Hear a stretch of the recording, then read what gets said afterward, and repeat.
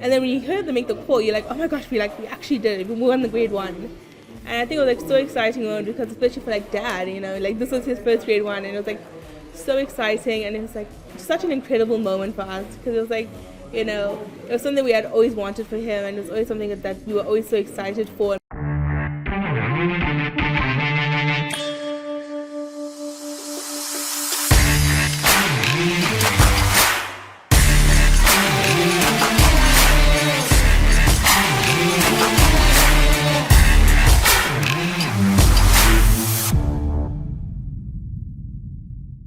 Ladies' Month was in August. We are now firmly into December. But we're not going to worry about when Ladies' Month was or when Ladies' Month wasn't, because we've got a very special young lady on our podcast today. And we've got rid of Andrew Harrison. Andrew Harrison's a little unwell, but nothing to be alarmed about at all. Get well soon, Andrew. And after he's recovered from his illness, which, as I say, is not much to get alarmed about. It's just a few things that he needs to sort out. He will go off to the holiday of a lifetime, I think, down to the Kalahari for a good couple of days. So the chances of seeing Andrew, in fact, well, you're not going to see Andrew again this year. You'll see him back with us in January. We miss you, Andrew, and have a festive and a happy season. So it's just Kundanika Somasundram and I on today's podcast. And as I said, she's a young lady who's passionate and interested in learning about the sport of horse racing. A couple of weeks ago, we had Tradisha Pillay on the podcast, and it was a great treat to be with her. Kundanika, how are you? I'm good, and you, Warren? Very well, thank you, and lovely to have you on our podcast. Thank you for having me. Yeah, thank you, and thanks for taking the time. We got rid of Andrew, so you're in the hot seat now, which is fantastic.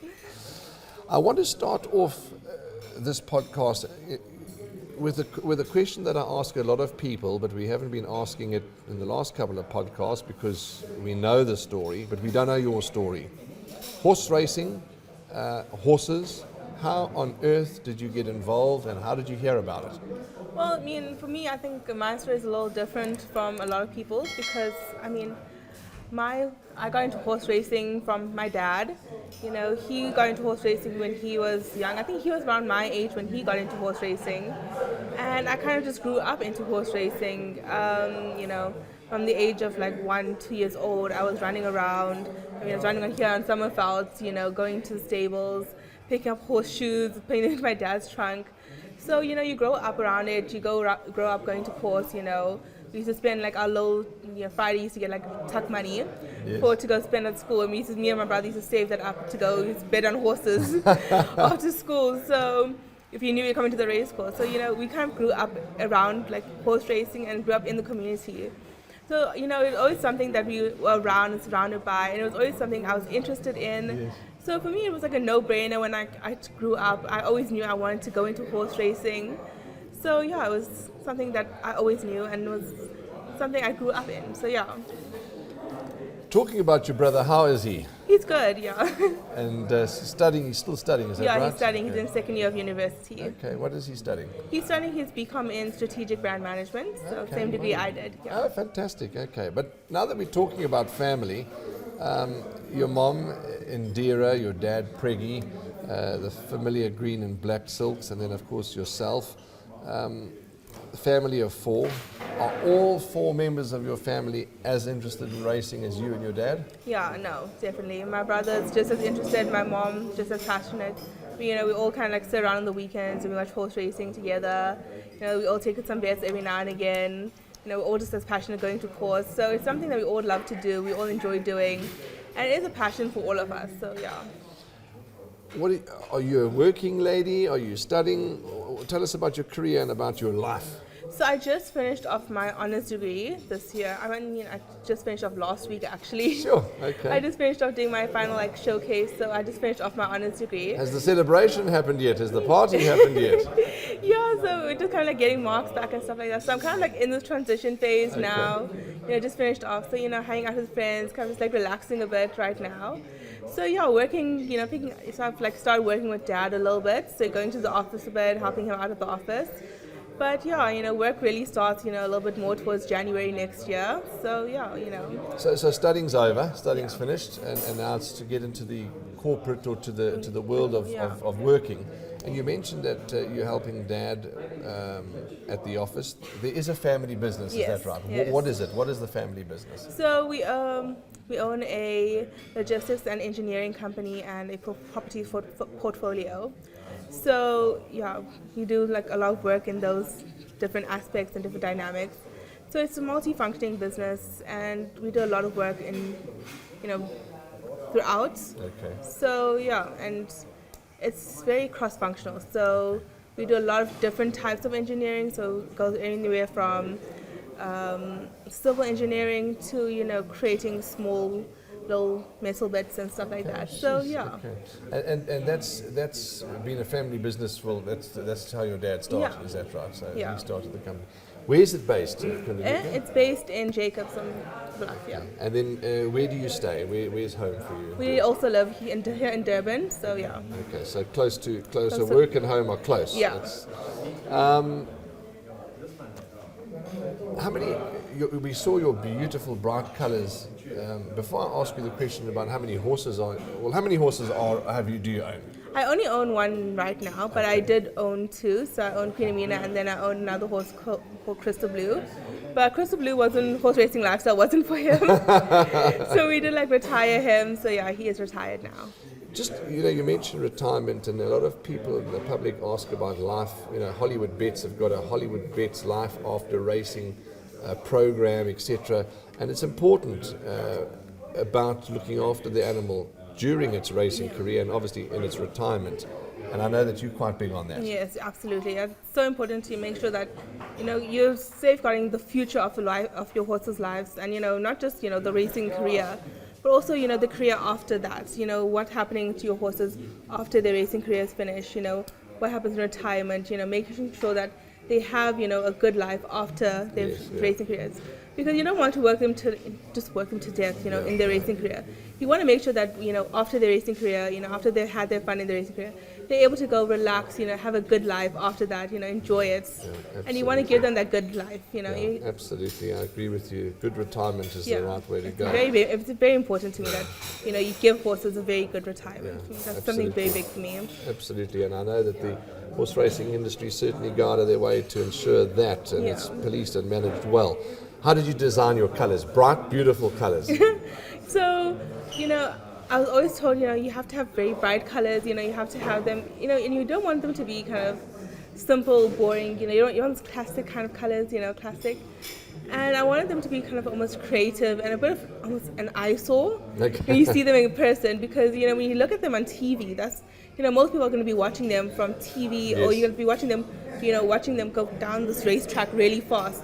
And, you want to be able to see them go down. You want to be able to identify it and, see it in a quick second. Yes. So I wanted to be something that was, you could identify and see really fast, and you could see it and that's my colors. That's it, yeah, absolutely. So I was really bright colors, and I was playing around with the ideas maybe purple, maybe pink. So I knew the pink was a definite one. I was what goes really well with pink? And I was maybe purple, greens. I was and I played around with the idea of orange. I was I really like the orange. Yeah. So then the orange stuck, and I was okay, this is the one. And then I decided to go with the chevrons, because Dad has the chevrons, and I always loved the idea of the chevrons, and I really like that. So that's kind of where the chevrons came in. Okay. So I stuck with the chevrons, the pink and orange chevrons. Yeah. Awesome. That's a lovely story, and they are gorgeous colours. And I'm like you. I like bright, bold colours. Although in saying that, my own personal colours are blue and white, but it's a lovely, rich, royal dark blue. And I agree with you. The brighter, the better. Queen Amina, who won, gave you your first winner. Well, I say the other day, but time flies by. But fairly recently, Queen Amina gave you your first winner. Gorgeous name. Yeah. Where did you find the name? So Queen Amina was, she's out of a book of verses and an act of war. And we wanted a name that kind of paid to that. So, a book of verses, act of war. And we chose an African queen, and we wanted tribal African queen. And that was something that would, you kind of thought about, and I really love the name, like, Queen Amina. You Google it and you're like, okay, yeah, this is the one. And I read a lot, and I read a lot on African history and African cultures, and even did my honors research, on like African heritage brands and stuff like that. Okay, wow. So for me, like I wanted something along those lines. So I did some research on it, and I was like, okay, this is like a really cool name, so I chose that one. So yeah. Sure, that's a lovely story, and I'm glad that you mentioned reading because that's one of your. But it's not. There's more to it. I mean, it's other people's hobbies are reading, but you talk to us more about books, and I mean, I believe you've got a huge collection, and it's a passion as well. Yeah. So I mean, I have a huge passion for like not just books, but like literature in general. So it's not just like reading like little books, but like like classic literature, poetry, plays, just media in general, like TV media, movies, stuff like that. And so it's so entertaining and interesting to watch how we talk about our stories as humans through different types of media, and how we can tell different stories and different issues and everything, ideas and concepts through stories, and you can tell so many different stories and different types of ideologies and thoughts through a different type of media and through a different source of media. And a poem can tell you some like 10 different things in one verse. And it's so beautiful and so interesting to think about and to look at, and I just absolutely love going through literature and just reading it and just interpreting it and just really just sitting with it and just thinking about it. It's one of my favorite things to do. Wow, that's so interesting, and that is really a great story about the books and about the reading. Have you, not everybody, but most people collect something, or, I collect caps. Today I'm wearing my Stradivarius cap. Some people collect stamps. Have you done a stock count on how many books you've accumulated? So my personal collection of books, it's currently sitting about like 332. Sure. So yeah. You need to get Dad to build a library at home soon. Wonderful, wonderful. Talking about horses need to have trainers, and it's so difficult because there's trainers out there. There's so many trainers. There's only so many horses. There's only so many owners, and it's difficult to try and support everybody. But each owner does their very best. How did you choose your trainer? How do you choose a trainer, and how did you choose Robbie Hill? So with Uncle Robbie, so when I chose him as a trainer, Dad, and I were talking about, choosing a trainer for Queen Amina, and I go to Dad a lot to consult for, a lot of my horse racing stuff because I'm still really new, and he's been a really big part of guiding me and helping me, get into horse racing and helping me learn a lot. And I still go to him a lot for guidance, even when we go to sales and stuff like that. He helps me, brings out the horses, and he shows me like, okay, this one's leg is kind of a bit wonky, and he'll show me why, and I'll be like, okay, now I know what to look for. He's like, okay, you can't just choose a horse because it's grey. And I'm like, but Dad, it's so pretty. And he's like, no. But don't let them tell you that story. If you can choose a horse just because it's grey. So yeah, we have. So he's been a very big part of guiding me, and we sat down and he was like talking about like, okay, who are you going to send this horse to? And I was like, so I was like, okay, looking at it, I was like, okay, we looked at the horse and we were like, okay, sprinting, going the distance, and we like looked at it and we were like, okay, maybe Uncle Robbie is the best suit for this because he's better at doing, sending her along this distance, and we kind of like went through it and we're like, okay, yeah, this is the one, he's the best trainer for this. Okay. And also your dad's had, correct me if I'm wrong, quite a close association with Robbie. I mean, since Robbie was in his prime as a jockey. Yeah, no, Dad and Uncle Robbie have very tight and close relationships, so yeah. Okay, fantastic. Your brother, before we talk about Thailand, it's very clear to see that family is a big thing for the Somasundrams, because you look in the parade ring, I know everyone's got a hectic schedule, but when the family is there, it's you, Thailand, Mom, and Dad, boom, and a unit. Yeah. You lead the horse in a unit. Yeah. You everywhere you're a unit. It's an important thing, family, to you guys. Yeah, family is very important to us, I think, for us, families are very big important in terms of, they're very important in terms of like a support structure for us.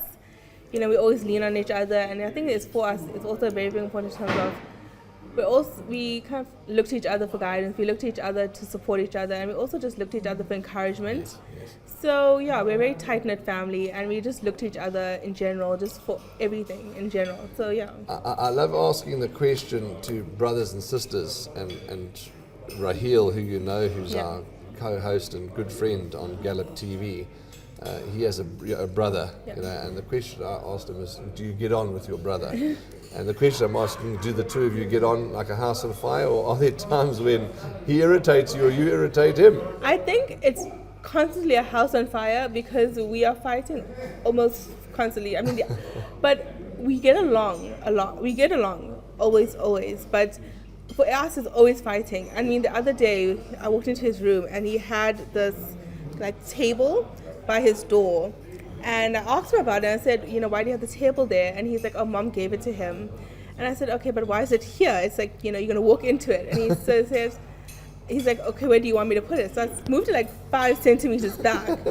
And he was like, okay, what is the difference does it make? I was like, well, now you're not going to walk into it. It's just a little bit more back. It's like a little bit behind the wall. Yes. And he's like, oh yeah, that makes sense. And then, but there was an argument. But we had this conversation like we were arguing.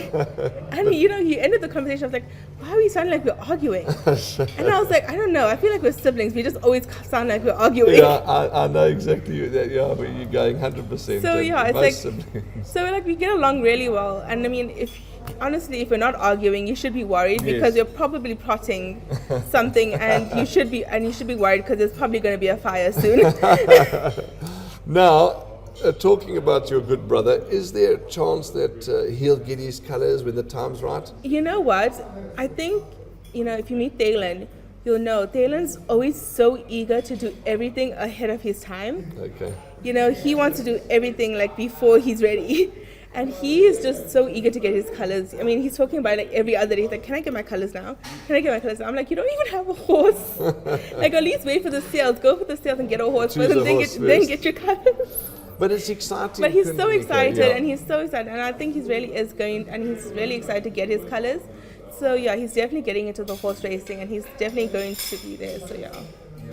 And I say it's exciting. It's exciting for him, it's exciting for the family, and it's exciting for me. And why is it exciting for me? Because we need new owners in the game. We need younger owners coming through, because when Dad retires and when those that are that generation retire, the youngsters need to come through. Yeah. And it's exciting to hear that the passion and the zest is there.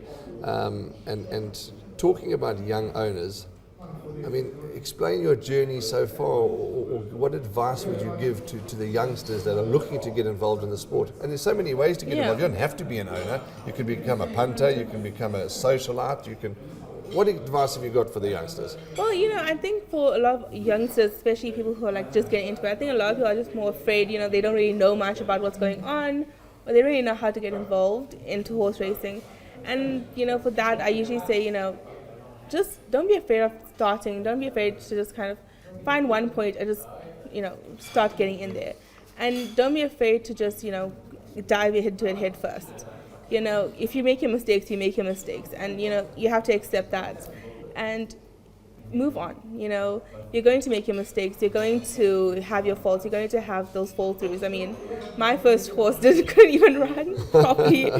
And, that's going to happen. You're going to have those points in where you're going to be like, okay, this isn't working out for me, and you're just to kind of like accept that and like allow yourself to make those mistakes, allow yourself to know that not everything's going to work out. Yes. And accept that and know that, but that's a part of the fun. That's going to be a part of getting into it.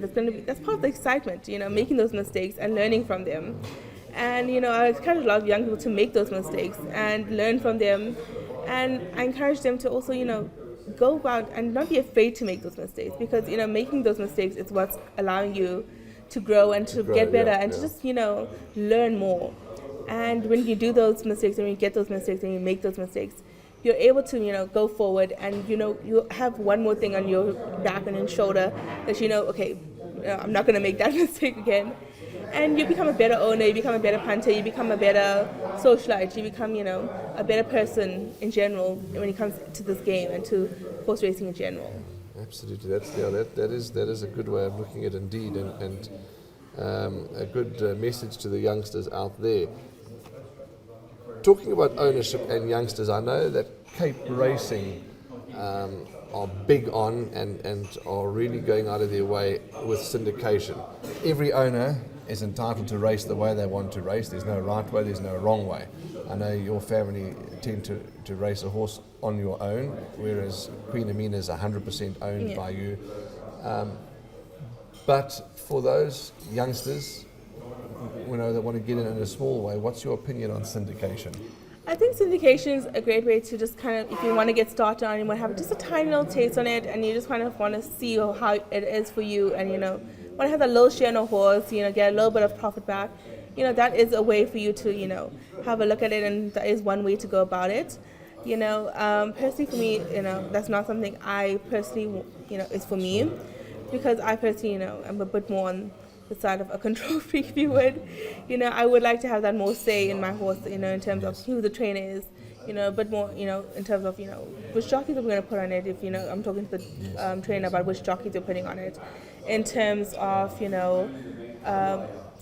everything about the horse and stuff like that, and training it and whatnot.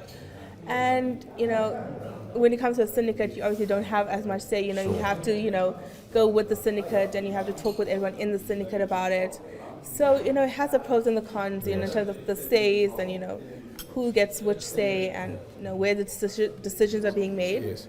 So, if you want to have, a more of a, I would say, lower kind of input, yes, and you want to have that kind of low input, but you want to be into horse racing, that's definitely one great way to get into horse racing. But if you want to really get into it in terms of, get full on, head first, then maybe full ownership's your way. But it really just looks at it in terms of what do you want from your horse racing journey, and what do you want from it. Sure. And sometimes a lot of people go with syndicates, go with sole ownership, some go with partnerships, and some people go with all three, a mixture of both. Yes. And it goes for whichever one you want, whichever one works for you. Some people go into partnerships with their friends, and that's also just a great way to get into horse racing. Get 3 or 4 friends together, and you guys buy a horse together.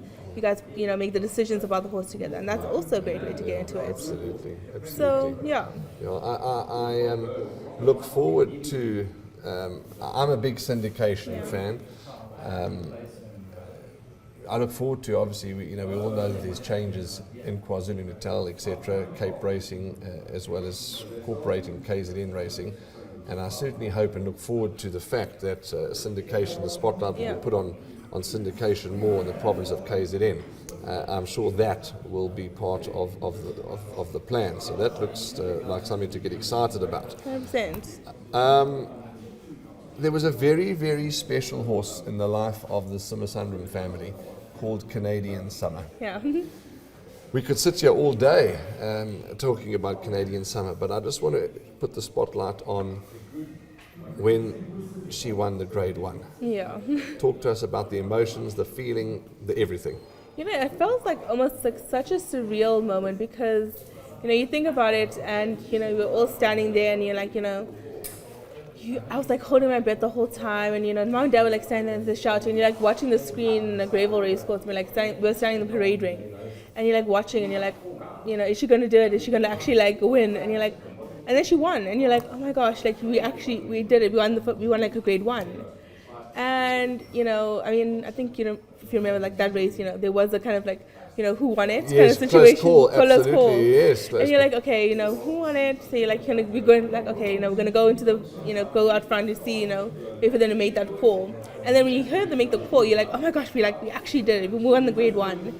And I think it was like so exciting moment, because especially for like dad, like this was his first Grade 1, and it was like so exciting, and it was like such an incredible moment for us, because it was like, it was something we had always wanted for him, and it was always something that we were always so excited for, and we would always kind of been rooting for. So yeah, it was just an incredible moment for us as a family. Is Canadian Summer breeding now? Yes, she is. Okay, I think she is in full. So okay, fantastic. That's excellent. Okay, Canadian Summer. Yep, what a great horse she was a racehorse, and I'm sure she'll be a great broodmare. Do you have any other hobbies besides reading? So I do crochet.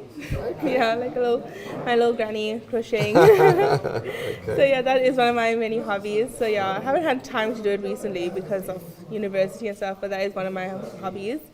I'm also like really big into like coffee culture.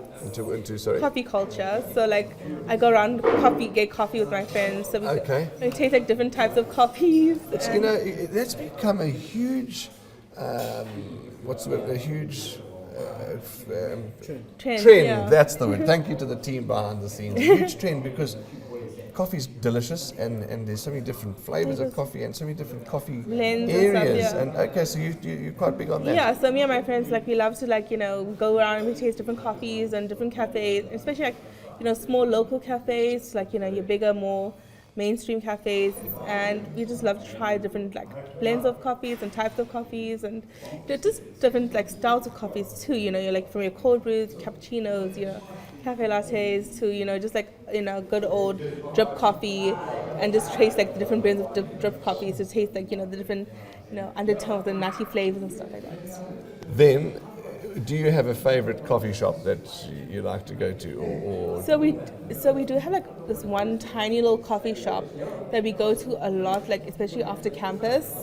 It's like near my university. It's called Now Cafe. It's near the Lookouts. Okay. And it's like one of our favorite little coffee shops we used to go to after university or like between lectures. Okay. And they make this like amazing drip coffee and stuff like that. What is a drip coffee? Yeah, like a drip coffee. So it's like they put it just be filtered.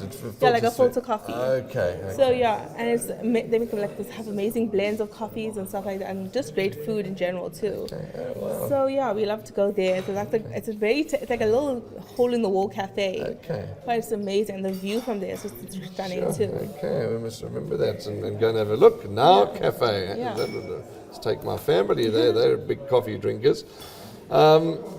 So those are your hobbies. Those are interesting. That's very interesting, Kundanika.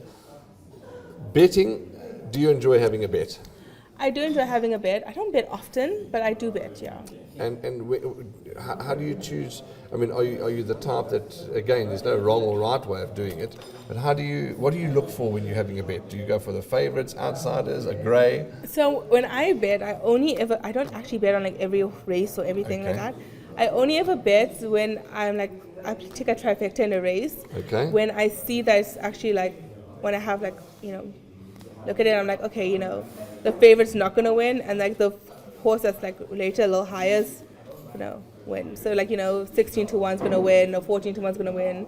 I like look at the race cards, I look at the horse card, I'm like, okay, that's going to win, and this is like 16 to 1, so that's going to win, and this is... So you prefer to go for the longer shots? Yeah, longer shots, and I'll take like a trifecta or something like that, and that's usually how I take my bets. Okay. And 9 times out of 10 it works for me. Okay. Wow, that's fantastic. So yeah, we'll be sitting on the weekend too, and I'll be like sitting there, and I'll be like, what, Dad will be taking like bets and whatever, and I'll be sitting there doing some university work. I'll be like, oh, Dad, who won the race? And he'd be like, oh, these three, and I'll be like, oh, okay, cool. And he'd be like, why? And I'll be like, oh, I got the trifecta. And he'd be like, what do you mean you got the trifecta? And I'll be like, yeah, I just took it because I was like, oh yeah. Yeah, that's. And he'd be like, okay. Yeah, often we say it's always a standard joke. You sit and study form for hours and you prepare yourself and for a race meeting, and you've got a friend or a person that chooses numbers or chooses colours of the horses or whatever, and they win. They win. And they win. They certainly do win. You talk about that cafe for coffees and good food, but what meal do you enjoy? If I said we're going out, let's go the family, where do we need to take you? What is your favorite meal? My favorite meal, I love having, it's a joke in my family, but I love eating shashishka. So it's like this Moroccan dish with like tomatoes and egg. Right. And it's like my all-time favorite like breakfast right now. And it's this ongoing joke in my family that it's like my go-to meal. Okay. Because I'll cook it for like dinner, sometimes I'll cook it for breakfast, and yeah. They'll be like, oh, what are you cooking for breakfast? I'll be like, shashishka, and they'll be like, again. So yeah, it's an ongoing joke in our family, and my favorite place to eat it is like Doppio Zero. Okay. In the Pearls. So yeah, okay. they make them like the best one. Okay. Holidays. I'm sure you've been on a few holidays, but where's your favorite destination? I have like 2 favorite destinations that I will absolutely always go to and like return to, because like my absolute favorite places to go, but first place is Cape Town. Okay. Just because it's such a relaxing holiday to go to, and it's just like, it's not too far to go to. It's not like a hassle to get there. It's like a 2-hour flight. You go there, and it's like you have the best holiday ever. You just relax. You have the best time. The food is great, And it's local. It's As you say, local. It's local, and you just have the best time, and you just enjoy it. And it's just like you don't have to stress about anything, and it's just such a nice, relaxing holiday to just enjoy yourself and just have a good time and just relax, do a bit of shopping, have some good food, just enjoy the cultures, have some good coffee. And my second favorite place to go to is Dubai. Okay. So like a more international space.